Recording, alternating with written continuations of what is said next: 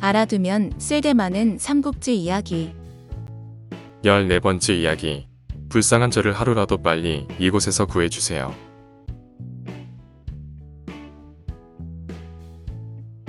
초선은 서역 출신으로 어릴 때 노예로서 낙양에 끌려왔습니다. 그것을 왕윤이 데려와 노래와 춤을 가르쳤는데 16이 되자 여러 재주를 지니게 되었습니다.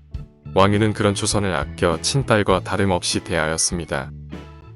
한밤중에 울음소리가 담을 넘어 들려오다니 이 무슨 요사스러운 짓이냐. 천한 계집이 무슨 드릴 말씀이 있겠습니까만 한 말씀 아래도록 허락해 주시옵소서. 숨김없이 말해보아라. 천한 저를 친자식처럼 키우고 가르치셨습니다. 은혜는 죽어도 잊을 수 없을 것인데 요즘 태인의 얼굴에 걱정이 가득하시니 나라에 큰일이 생긴 것이 틀림없다고 여겨졌습니다. 오늘은 뒤뜰에서 밤이슬을 맞고 계신 것을 보니 울음이 터진 것입니다. 초선의 아름다운 얼굴을 보자 문득 왕윤의 머릿속에 떠오르는 생각이 있었습니다. 지금 연왕계라 하셨습니까? 지금 동탁이 천자의 자리까지 넘보고 있는데 겨슬아치들은 그의 눈치만 보고 있다. 그것은 동탁의 수족 노릇을 하는 여포란 놈 때문이다. 그럼 연왕계를 써서 여포와 동탁을 싸우게 하자는 말씀입니까? 두 사람을 서로 싸우게 만드는 방법은 오직 하나뿐이다. 나는 너를 여포에게 시집 보낼 것이다. 그 후에는 다시 동탁에게 너를 바칠 것이다. 너는 그 두 놈 사이를 이간질시켜야 한다. 이따을 연, 고리환, 셀계. 연원계란 간첩을 적에게 보내어 꾀를 꾸미게 하고 그 사이에 적을 공격하여 승리를 얻는 방법을 말합니다. 다음 날 왕윤은 갑으로 내려오는 황금관을 꺼내 좋은 장인을 시켜 귀한 구슬로 장식하게 했습니다. 그리고 사람을 시켜 그 금관을 여포에게 전해 주었습니다. 적토마를 준비하여라. 왕사도의 집으로 찾아가 고마움을 전해야겠다. 여포가 올 줄 알고 준비하고 있던 왕윤은 여포를 맞아들였습니다. 왕윤은 가장 좋은 술과 안주로 상을 가득 차려 여포를 안내한 뒤 윗자리에 앉게 한 후 여포를 칭송했습니다. 왕윤이 끊임없이 여포의 덕을 축혀 세우자 여포는 점점 신이 나서 술잔을 비워댔습니다. 너희들은 그만 물러가고 초선이를 들여보내거라. 아비가 부른다고 하면 올 것이다. 저렇게 아름다운 여인이 있었다니. 도대체 이 아가씨는 누굽니까? 이 아이의 이름은 초선입니다. 장군을 남다르게 생각하기 때문에 제 딸아이를 부른 것입니다. 나는 이 아이를 장군의 첩으로 보낼까 합니다. 그게 무슨 말씀이십니까? 이제 이 몸이 늙어 딸아이를 누군가에게 맡겨야겠는데 장군께서 거두어 주신다면 마음을 놓을 수 있겠습니다. 그렇게만 된다면 개나 말처럼 왕사도에게 충성을 다할 것입니다. 그럼 좋은 날을 잡아 이 아이를 장군께 보내드리겠습니다. 초선을 이용해 여포의 마음을 사로잡은 왕윤은 며칠 뒤에는 동탁에게 손길을 뻗었습니다. 제 집이 누추하지만 태사를 모시고 약주라도 한 잔 올리고 싶습니다. 허락해 주시겠습니까? 경과 같은 조정의 원로께서 부탁하는데 어떻게 마다할 수 있겠소? 이틀 후 왕윤은 동탁을 집으로 초대하였습니다. 거나한 술자리가 끝난 후 후원으로 나간 왕윤은 동탁을 한없이 치켜 세우며 환심을 사게 됩니다. 후당에 따로 술자리를 마련해 놓았으니 그쪽으로 자리를 옮기시지요. 그럴까요? 후당에 마련된 술자리는 좀 더 어둡고 은밀한 분위기였습니다. 그만 됐다. 모두 물러가도록 해라. 춤이 태사께서 만족할 만한 솜씨가 못 되는 것 같습니다. 마침 저희 집에 솜씨가 뛰어난 아이가 있으니 한번 보여드리겠습니다. 춤을 추는 초선의 몸짓은 하늘에서 내려온 선녀처럼 아름다웠습니다. 그 모습을 보고 있던 동탁은 혼이 빠져나가는 듯했습니다. 저 아이를 태사께 바치고 싶은데 받아들여 주시겠습니까? 그게 정말이요? 여봐라. 어서 초선이를 태울 마차를 준비하거라. 그럼 저도 이만 돌아가 봐야겠습니다. 왕윤은 직접 말을 타고 동탁의 마차를 승상부까지 배웅했습니다. 왕윤이 동탁과 작별하고 집으로 돌아오는데 붉은 등불을 앞세우고 길을 막는 사람들이 있었습니다. 나한테 어떻게 이럴 수가 있어? 장군은 어째서 이 늙은이를 의심하는 것이요? 왕사도께서 초선이를 수레에 태워 승상부로 보냈다고 들었는데 어찌된 일이여? 어제 태사께서 내 집으로 오겠다고 하시었소. 정말 태사께서 찾아와 술이나 한잔 하자고 하시더군요. 듣자니까 이 집에 초선이라는 아이가 있다던데. 그 애를 여포에게 시집 보내기로 했다는데 사실이요? 난 아무래도 믿을 수가 없어서. 사실입니다. 네, 며느리 될 아이를 한번 봅시다. 태사께서 그렇게 말씀하시는데 어찌 거절할 수 있겠소? 할 수 없이 초선이를 불러내어 태사께 인사를 올리게 했소.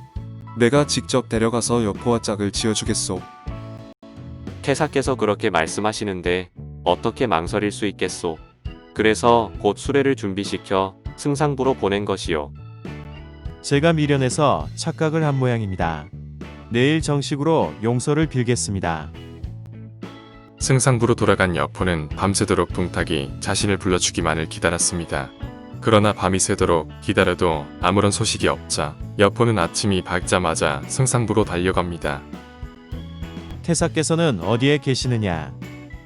태사께서는 새로운 계집과 잠자리에 드신 뒤에 아직 일어나지 않으셨습니다. 며느리감에게 어찌 그런 짐승 같은 짓에. 당장 동탁을 죽여버리고 싶지만 그 뒤는 어쩐단 말인가. 동탁의 부하들이 원수를 갚기 위해 나에게 달려들 게 아닌가. 그동안 내가 저지른 일 때문에 대신들도 나를 받아주지 않을 것이다.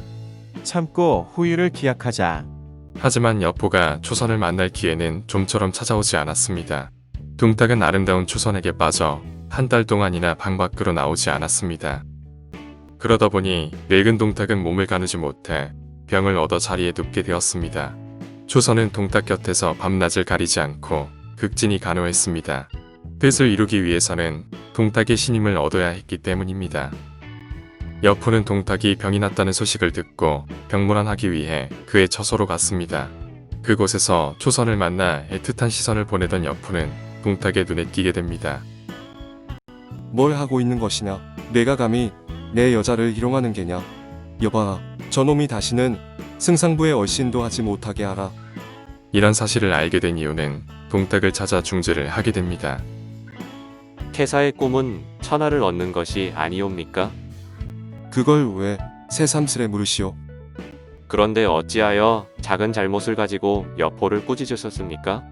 여장군이 마음을 바꾼다면 태사께서는 큰일을 이루실 수 없습니다. 그럼 내가 어떻게 해야 하느냐?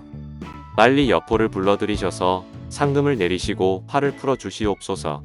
다음 날 동탁은 여포를 불러 황금과 비단을 상으로 내렸습니다. 그렇게 해서 겉으로는 모든 것이 해결된 것처럼 보였습니다. 하루는 동탁이 헌재와 함께 이야기를 나누게 되었습니다.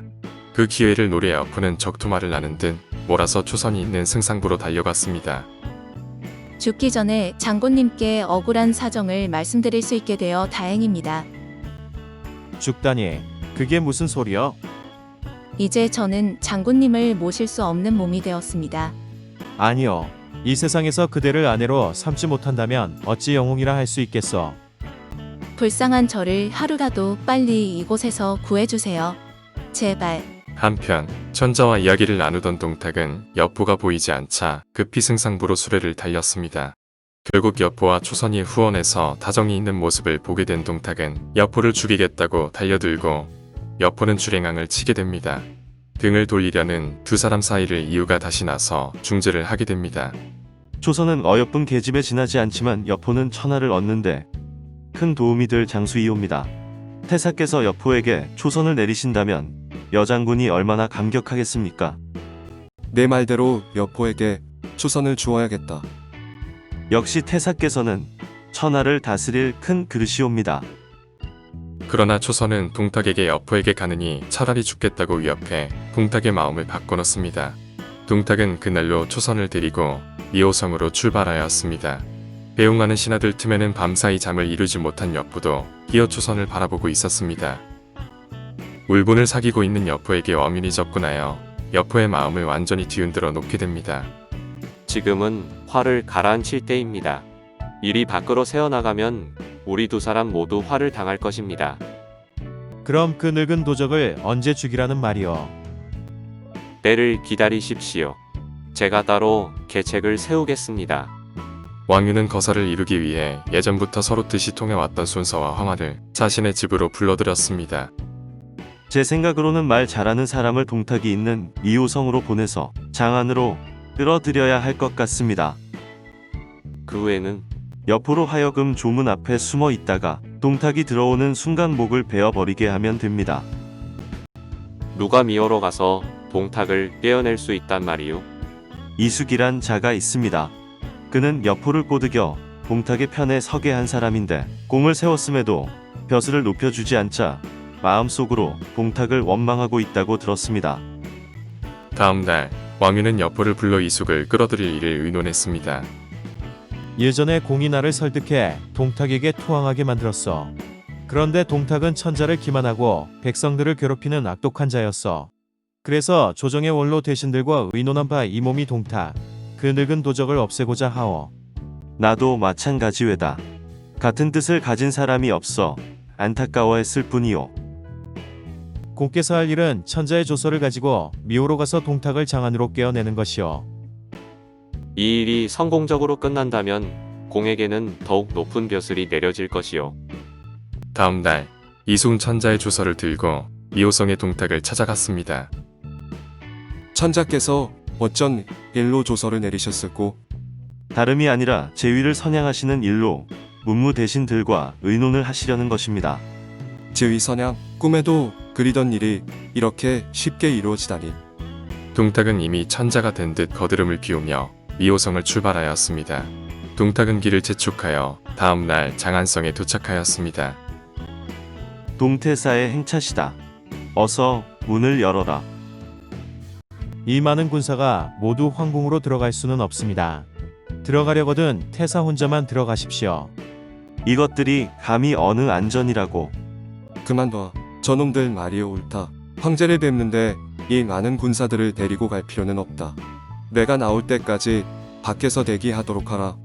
동탁은 군사들을 밖에 대기시킨 채 몇몇 장수만 데리고 조당으로 들어갔습니다. 저 사람들이 왜 모두 칼을 뽑아들고 있나? 이수, 내 말이 들리지 않는 건가? 수레를 멈추어라. 이게 대체 어찌 된 거야? 저 수레의 나라를 훔치려는 늙은 도적이 타고 있다. 내 아들 여포가 와주었구나. 여포야, 저 극악무도한 놈들의 목을 모두 베어버려라. 어리석은 놈, 여 장군은 이미 우리와 뜻을 함께하기로 맹세했다. 여포야, 저놈들의 말이 사실이냐? 내가 어찌 나를 배반한단 말이냐? 이건 패반이 아니라 천하를 위해 악마를 처단하는 것이다.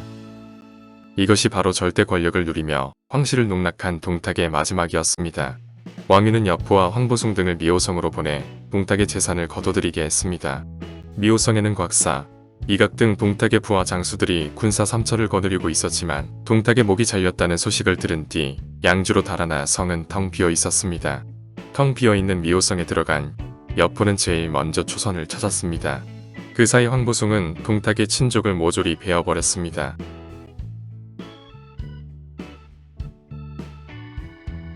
15번째 이야기. 왕윤이 군대를 보내 섬서를 숲대 파트로 만들려고 한다네로 이어집니다.